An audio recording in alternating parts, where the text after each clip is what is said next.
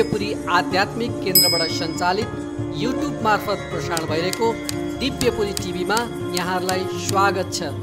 पितृभक्त सज्जनहरू, आज हामी दिव्यपुरी टिभी अन्तर्गत हाम्रो पितृपक्षको कार्यक्रम कसरी गरिन्छ, यो 16 श्राद्धमा अर्को श्राद्ध आइपर्यो भने के गरी गर्ने, दुईटा श्राद्ध, यहाँ दुईटा श्राद्ध हुँदैछन्। आज हामी आइपुगेका छौँ पण्डित निलराज दाहालको निवासमा।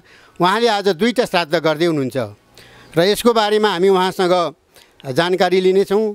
श्राद्ध कसरी गरिन्छ, श्रद्धाले गरिने पितृहरूको नाममा गरिने कर्मलाई श्राद्ध भनिन्छ। 96 प्रकारका श्राद्धहरू कहिएका छन् शास्त्रमा। त्यसमध्येमा यो पितृपक्षमा गरिने एउटा एकोपार्वण, यही पितृपक्षमा पिताजीको स्वर्गवास भएको हुनाले पिताजीको नाममा गरिने पहिलो श्राद्ध नगरिकन महालय श्राद्ध गर्न पाइँदैन। त्यसले गर्दाखेरि उहाँले आज दुईटा श्राद्ध गर्दै हुनुहुन्छ। पण्डित निलराज दाहालसँग धेरै लामो यो कर्मकाण्डको पनि अनुभव छ। उहाँले धेरै 500-600 भन्दा बढी पुराणहरू वाचन गरिसक्नु भएको छ र कर्मकाण्डका प्रखर ज्ञाता पनि हुनुहुन्छ र स्वयं उहाँको यो श्राद्धलाई हामीले आज दिव्यपुरी टिभी मार्फत प्रसारण गर्न लागिरहेका छौँ। सौनकादि ऋषिहरू 88,000 भगवानको गुणगान गर्थे बारम्बार। सत्सङ्गले सन्ताप मेटिन्छ, भक्ति गरे भगवान भेटिन्छ। पुरुषोत्तम महिनाको पुरुषोत्तम मासको कथा श्रवण गर्नलाई ऋषिहरूले निवेदन गर्दा भए 1000 वर्षपछि समापन हुने यज्ञको कथा यही असोज 2 गतेबाट प्रत्येक दिन बिहान 7 बजे प्रसारण हुँदैछ मात्र दिव्यपुरी टिभीमा। उहाँको यो सबै प्रक्रियागत कुराहरू समेत हामीले लिएर दियो भने दर्शक श्रोताहरूको लागि त्यो उपयोगी हुने ठानेर आज हामी उहाँसँग आइपुगेका छौँ र हामी उहाँसँग जिज्ञासा राख्छौँ, यो दुईटा श्राद्ध कसरी गर्दै हुनुहुन्छ? यो 16 श्राद्ध भनेको चाहिँ पितृहरूको सम्पूर्ण चाड एउटा पितृहरूलाई दिनुपर्ने हामी एकोदशी भनेको चाहिँ एकजना मान्छेको उद्देश्यले गरिने भएको हुनाले त्यसको नाम एकोदशी। पार्पण श्राद्ध भनेको चाहिँ पर्व पारेर दिने अथवा यही आश्विन कृष्णमा दिने भएको हुनाले यसको नाम पार्पण श्राद्ध अथवा यसलाई महालय पनि भनिन्छ। महालय भन्नुको अर्थ के हो भने महालय भनेको माओलीहरू पनि को 3 पुस्ताहरूलाई लिएर गर्ने भएको हुन्छ र हाम्रो चाहिँ आज किन दुईटा गर्ने भयो त? यस्तो कारण भन्दाखेरि हाम्रो पिताजी जानुभएको यो 16 श्राद्धकै अब यो भन्छन् जुन आश्विन कृष्णको पञ्चमी तिथिमा उहाँ जानुभएको हुनाले उहाँको एको पार्पण विधानले 16 श्राद्धभित्रमा जसले 16 श्राद्धको आश्विन कृष्ण प्रतिपदादेखि अमावास्याभित्रमा जो मर्छ त्यसको एको पार्पण विधानले श्राद्ध गर्नुपर्छ एउटा कुरा। अनि दोस्रो कुरो अघि पछि अन्त गर्ने परिस्थिति नमिलेको हुनाले यो श्राद्ध गरेर यही थाउलालाई उठाएर फेरि दोस्रो श्राद्ध गर्नुपर्छ पार्पण विधि। किनभने बुवाको तिथिमा गर्नु उत्तम हुन्छ पार्पण श्राद्ध। अब बुवाको तिथि त त्यही परिहाल्यो, एको दृष्टि चाहिँ भनेको गर्नका लागि चाहिँ पहिले गरियो। अब त्यसपछि चाहिँ फेरि सामानहरू तयार अर्को गरेर पाक्ने चिजहरू अरू बेग्लै बनाएर त्यस ठाउँलाई फेरि जल अथवा छर्केर अथवा त्यहाँको उठाएर त्यो ठाउँलाई उठाएर ब्राह्मण सकेसम्म ब्राह्मणद्वारा त दोस्रो पनि श्राद्ध आदि गर्नु भएको हुनाले यो गर्नुपर्ने कारण एउटा कुरो एकोपार्पण गर्नुपर्ने अर्थ मरेकै तिथि भएको हुनाले र दोस्रो अर्को कुरो चाहिँ के छ भने पार्पण श्राद्ध बुवाको तिथिमै गर्न पाउनु उत्तम हुने भएको हुनाले आज नै दुईटा श्राद्ध गर्ने कुरो यहाँनिर गरिएको हो। पार्पण श्राद्धमा पिण्ड कतिवटा दिन्छन् अनि सिधा कतिवटा बनाउनु पर्छ, यसको के छ विधान? अब यो एको पार्पण श्राद्ध भन्नेमा चाहिँ अब दुईटा यस्तो छ नियम के छ भने एको पार्पण श्राद्धमा भनेका चाहिँ सिधा ऋषिहरू दुईटा हुन्छन्, एउटा देव ब्राह्मण एउटा पितृ ब्राह्मण भन्ने र दुईटा ऋषि थाप्नुपर्छ। अब यहाँ हाम्रो 3टा सिधा गर्ने यो चलन छ। अब नियमले त गर्दा 5वटा गर्दा पनि आवश्यक त्यति होइन, तर 3टा सिधाले यो कार्य गर्ने गरेको छ। अनि एउटा दियो 2टा ऋषि 3टा सिधा 3टा र पिण्डहरू पनि 3टा गर्ने पर्छ। यो यतिभित्रमा हो, योको पार्वणको विधि नियम हो। अनि पार्वणमा चाहिँ पिण्ड कतिवटा दिन्छ, सिधा कतिवटा हुन्छन्, ऋषि कति थापिन्छन्? अब पिण्ड चाहिँ यो सकेसम्म हुन त 5वटा पद्धति दुईले काहीँ बताइदिएको छ। यसपछि के भने आफ्नो अनुसार 9वटा पार्पण श्राद्धमा सिधा गर्नुपर्छ। अब 9वटा श्राद्ध पिण्ड सिधा नभइकन यसो पितृहरूलाई अलिकति नबेल्ने छ। अब 9वटा सिधा मध्येमा पनि के हुन्छ भने 2टा सिधा भनेका देवता ब्राह्मणका भाग, एउटा भूस्वामी 3टा गए। अब त्यसपछि दिन्छ हाम्रो 6वटा। अब जम्मा 3टा गइसकेपछि हाम्रो अब गए 6वटामा बुवा र आमालाई एउटा, बुढा हजुरबा हजुरआमालाई एउटा, जिजुबा जिजुआमालाई एउटा गर्दाखेरि यी 3टा भए। अनि फेरि मावल मातृपक्षमा गएर मावलको हजुरबा हजुरआमा र मावलको जिजुबा जिजुआमा र कुप्रीबा कुप्रीआमाले गरी जम्मा दिनुपर्छ। 9वटा सिधा छ। अनि पिण्ड चाहिँ नियमले चाहिँ 6वटा चाहिँ अनिवार्य हो। अब 6वटादेखि अरू इच्छा लाग्छ भने आफ्ना कोही त्यस्ता आफन्त आफ्नो नाताहरू कोही गएका छन्, दिने मान्छे छैन उनीहरूलाई पिण्ड भने त्यसमा सिधा र पिण्ड चाहिँ अरू बढाउन पनि सकिन्छ। अरू चाहिँ अब कसैका छोरा छैनन् अथवा आफ्ना सासू ससुराहरूको कसैको कोही रहन्छन् गरिदिने मान्छे छैन, पार्पण श्राद्धमा भाग पाउने रहन्छन्, उनीहरूले गरिदिने रहन्छन् भने अरूका निमित्त पिण्ड र श्राद्ध चाहिँ दुईटै बढाएर गर्न सकिन्छ। नभए नियमले चाहिँ 4वटा ऋषि 6वटा पिण्ड 9वटा सिधा यो पार्पण श्राद्धको लागि बताइएको छ। अनि पत्नीको आवश्यकता पर्छै पर्छ, पत्नी नभए पनि श्राद्ध गर्न मिल्छ मिल्दैन? यसमा के छ? यसमा चाहिँ यो सकेसम्म यो पार्पण श्राद्धमा चाहिँ श्रीमतीहरूको अथवा त्यस्तो रसोलासो भएको छ, परसरी समय छ भने त्यो तिथि सारेर नै गर्नुपर्छ। पार्पण मात्रै गर्दाखेरि चाहिँ अब एकोदृष्टि गर्दा एकोदृष्टिमा श्राद्धमा चाहिँ अब अरू कुरो पार्पण श्राद्ध गर्नु एकोदृष्टि उसलाई निकालेर पनि मरेको तिथिलाई रोक्नु हुँदैन, पर सार्नु हुँदैन। उसलाई बाहिर निकालेर पनि अरू जुटो सुतक छैन भने श्राद्ध अनिवार्य गर्नुपर्छ। त्यो चाहिँ अब श्रीमती पर सरेको छन् मैले गर्नु भएन भने छ। अनि सकेसम्म श्रीमतीको हातबाट दिएको पिण्ड बनाएको पिण्डले पिण्डदान गऱ्यो भने 100 सम्मसम्म पितृहरू चाहिँ तृप्ति हुन्छन् भन्ने प्रमाण छ। त्यसो हुनाले पत्नी गृह त्यो हस्ताबाट दिनु उत्तम हो। र यस तरिकाले चाहिँ श्रीमतीको आवश्यक भनेको श्राद्धमा नभइनु पनि हो। जसको श्रीमती छैन भने श्रीमतीको फोटो राखेर भए पनि श्राद्ध गराउनु भनेको छ। तर के भने एकोतिथि श्राद्धमा चाहिँ त्यस्तो भयो भने एकोतिथि श्राद्ध जसले गर्छ त्यसको तिथिमा चाहिँ श्रीमती पर सरिन् मैले गर्नु भएन नभन्ने त्यो तिथि घटाउन पाइँदैन। र पार्पण श्राद्धमा चाहिँ श्रीमती पर सरिन् भने उसको 7 दिन नभइकन गर्नु हुँदैन।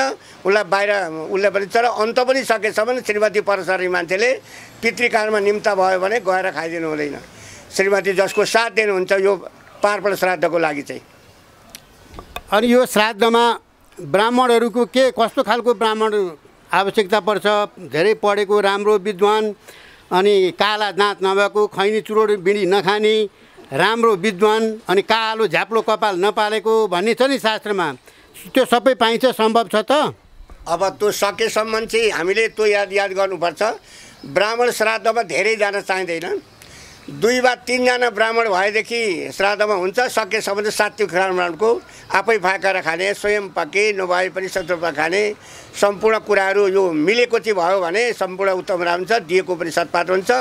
अपात्रमा दिनु नहुने मान्छेलाई दियो भने दानको प्रतिग्राही लानेलाई पनि प्रतिग्राही दोष लाग्छ र ग्रहलाई पनि हुँदैन। त्यसमा पनि देउ कार्यमा त केही कुरो भने पितृकार्य सकेसम्म सत्पात्र ब्राह्मण खोज्नु। सत्पात्र ब्राह्मणलाई दिएको दान चाहिँ सात्विक हुन्छ र धेरै समय पनि हुन्छ। र पितृकार्य गर्दा अलिकति नम्र स्वभाव, काम क्रोध लोभ मोह मास्यलाई त्यागेर सन्मित भएर भक्ति भएर भक्ति अघिल्ला दिनदेखि नियमपूर्वक रहेर अरू आचारहरूलाई छोडेर गर्नेको भुइँमा सुत्ने, खाटमा नसुत्ने, बुचडकन नहुने, पसिना आउने कर्म नगर्ने, रुखमा नजाने, भिरमा नजाने यी यदि कर्महरूलाई त्याग गरेर त्यस्ता कर्महरू गर्नुपर्छ। सात्विक कर्म गर्यो भने सकेसम्म एक ब्राह्मणले एउटा घरमा श्राद्धको ग्रहण गरिसकेपछि अर्कामा गएर टिका लिनु हुँदैन। अब लिनु हुँदैन, भोजन ब्राह्मण हुँदैन। सत्पात्रमा पितृलाई जसले निम्ता गरिसकेपछि पितृले आगमा प्रवेश गर्छन्। यदि पितृ काम गर्न जाँदाखेरि आइँदैन जाइँदैन भने निम्ता स्वीकार गर्नु हुँदैन। जसले निम्ता स्वीकार गर्छ अपात्रलाई बोलाउनु हुँदैन, सत्पात्रलाई बोलाउनुपर्छ। सत्पात्र मिलेर बोलाइसकेपछि उसले आउँदैन भने मलाई स्वीकार छैन, मेरो समय छैन, फुर्सद छैन भन्यो भने केही हुँदैन। समय स्वीकार गरेर निम्ता स्वीकार गर्ने, पछि गएर भने पितृको दण्डको भागी उसैले बन्नुपर्छ।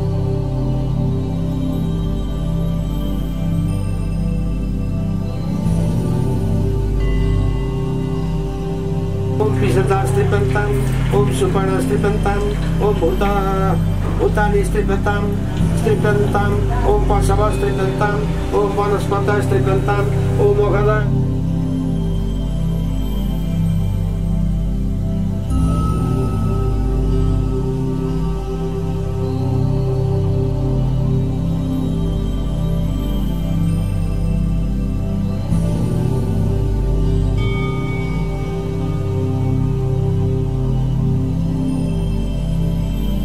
आजको यो श्राद्धमा हामीले अघि पण्डित नीलराज गुरुसँग त सबै कुराहरू लियौँ। श्राद्धको विधि, पार्वण श्राद्ध, महालय श्राद्ध, श्राद्ध कसरी गर्ने, नियम आचरण यसका उहाँले बताउनु भयो। अब यसको आजको मूल आचार्य हुनुहुन्छ यहाँ मेरो अगाडि पवित्रहरू ऋषिहरू बाँड्दै हुनुहुन्छ। उहाँले यो के बाँड्नु भएको हो, उहाँको नाम के हो, म उहाँलाई दिन्छु। उहाँसँग तपाईलाई स्वागत छ यो दिव्यपुरी टिभीमा। यहाँको शुभ नाम के पर्यो गुरु? मेरो खुरहरी अधिकारी। अनि यो के बाँड्नु भएको त तपाईँले? यो आज हाम्रो पण्डित नीलराजीको घरमा श्राद्ध छ। एक पार्वण श्राद्धको लागि मैले मटकहरू तयार गर्दैछु। अनि पण्डितले के आचरण गर्नुपर्छ यो श्राद्ध गराउँदाखेरि? आचरण भन्नाले राम्रो आचरण नभएको, पवित्र विचार नभएको ब्राह्मण भएपछि पितृहरूलाई त्यति सन्तुष्टि हुँदैन। उनीहरूले राम्रो असल चाहन्छन्।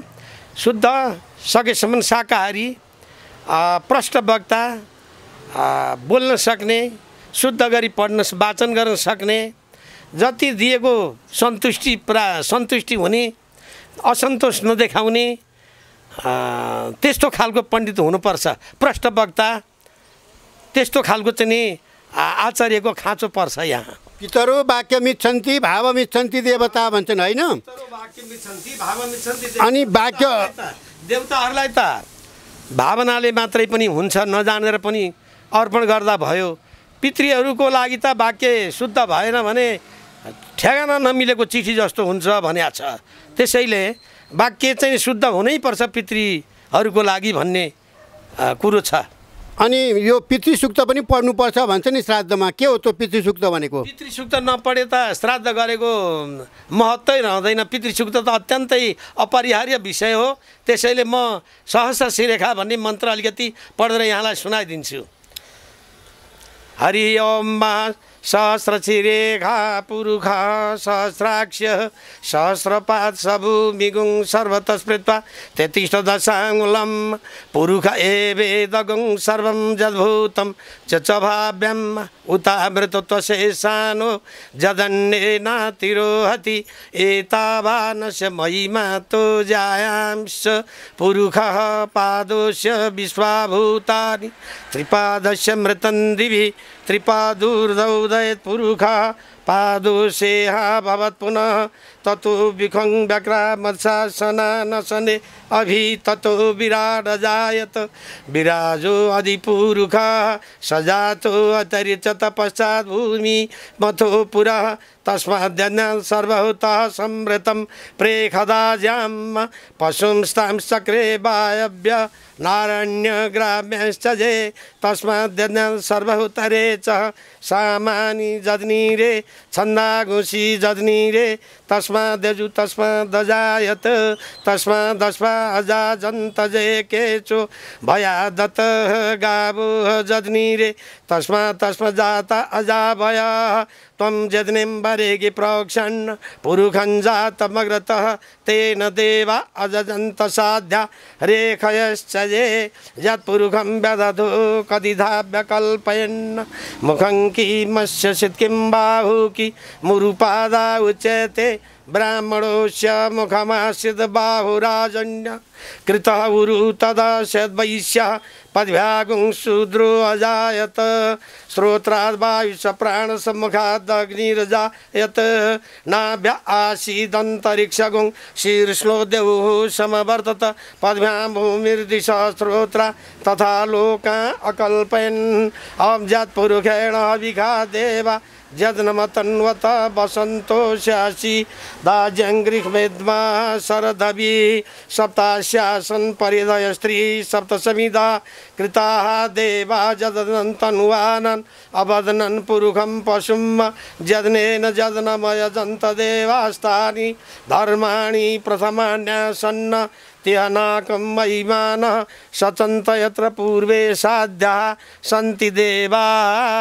श्रीमद् भागवतबाट पनि पितृहरू उद्धार हुन्छन्, भागवत लगाइन्छ पितृ मोक्षको लागि। त्यस कारणले आज यो यत्रो महालय श्राद्ध, अर्को एको पार्वण श्राद्ध, दुईटा श्राद्ध हुँदैछन्। यहाँ केही पितृहरूको लागि म आफै केही भागवत वाचन गर्ने अनुमति चाहन्छु। कस्तूरी तिलकं ललाटपटले वक्षस्थले कौस्तुभं नासाग्रे वरमौक्तिकं करतले वेणुकरे कङ्कणं सर्वाङ्गे हरिचन्दनं सुललितं कण्ठे च मुक्ताबली गोपस्त्री परिवेष्टितो विजयते गोपालचूडामणि जन्माद्यस्य यतोऽन्वयादितिरतस्थार्थे सुविज्ञस्वराट् तेने ब्रह्महृदायादिकवये मुह्यन्ते अत्सूरयो तेजो बारी मृदम यथा विनिमयो यत्र त्रिसर्गो मृषा धाम्ना स्वेन शिवं निरस्तकुहकं सत्यं परं धीमहि धर्म प्रोजित कैतवोत्र परमो निर्मत्सराणां सतां वेद्यं वास्तव मंत्र वस्तु शिवदं तापत्रयोन्मूलनम श्रीमद्भागवते महामुनि कृते किंबा परैरीश्वर सद्दुरिद्यवरुध्यते च कृतिवे शुश्रूषुवे तक्षणा निगमकल्पतरुर्गलितं फलं सुखमुखादमृतं द्रवसंयुतं पिबत भागवतं रसमालयं मुरौ रसिका भुवि भावुका नैमिषे निमिषक्षेत्रे ऋषयः शौनकादयो सत्रं स्वर्गालोकाय सहस्राक्षममा सतत तैकदातु मुनय प्रातर्हुतहुताग्नय सत्कृतं सुतमासीनं प्रपच्छुरिदमादरात् त्वया खलु पुराणानि सेत्यासानि चानग आख्यातान्यपदिदानि धर्मशास्त्राणि नान्युदौ ज्ञानि वेदविदां श्रेष्ठो भगवान् बादरायण अन्ये च मुनयसुर परवार विदु विदु। भगवान् बादरायणले यो भागवत भगवानको श्वासबाट प्रकट भएको बादरायण भनिन्छ। वेदव्यासजी उहाँले गरिदिनु भएको निगम कल्पतरुर गलितम फलम वेद रूपी कल्पतरुमा फलेको यो पाकेको रस हो, रसिलो रस हो। भागवत बोक्रा बिहा कोया केही पनि नभएको यो अमृतमय पिबत भागवतम रसमालयम रसै रसको आलय भनेको घर, रसै रसको घर, रसै रसको खानी जति पिए पनि पिउन नसकिने नअगाइने यस्तो दिव्य अमृत आज पितृहरूको नाउँमा दिल्ली प्रसाद दाहाल, गङ्गामाया दाहाल र उहाँका पिताजी तुलसीराम विष्णुमाया र उहाँका पनि पिताजी कुलप्रसाद र विष्णुमाया यी तीन पुस्ता भए। उहाँहरूले आज यो श्राद्ध गरेर यी तीन पुस्ताको मात्रै नभएर समस्त माओलीतर्फका पनि समस्त पितृहरूको उद्धार कार्य गर्न लाग्नु भएको छ।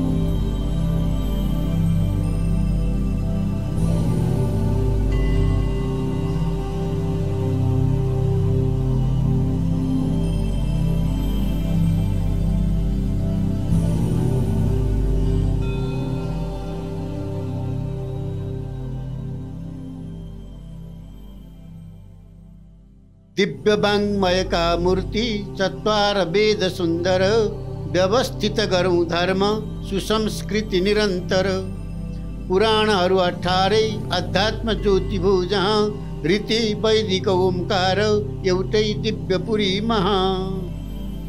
ज्ञानलाई विज्ञानसँग, पूर्वीय दर्शनलाई पाश्चात्य दर्शनसँग, अध्यात्मलाई धर्म संस्कृति र संस्कारसँग, योग ध्यानलाई जीवन र जगतसँग जोड्ने सेतुको नाम हो दिव्यपुरी। इतिहासलाई वर्तमानसँग र वर्तमानलाई भविष्यसँग जोड्ने माध्यम हो दिव्यपुरी आध्यात्मिक केन्द्र। वेद रूपी कल्पवृक्षमा फुलेका फुल हुन् चारै वेदका ऋचाहरू। तिनै ऋचा रूपी फुलका थुगाहरू उनेर तयार गरेको हो ज्ञानमाला। बालक, विद्यार्थी, युवा र प्रौढ सबैको साझा बौद्धिक खुराक हो कार्यक्रम ज्ञानमाला। चाँडै आउँदैछ, प्रतीक्षा गर्नुहोस्। थप भिडियोहरूको लागि हाम्रो च्यानल सब्स्क्राइब गर्नुहोस् र छेउमा रहेको बेल आइकन पनि दबाउनुहोस्।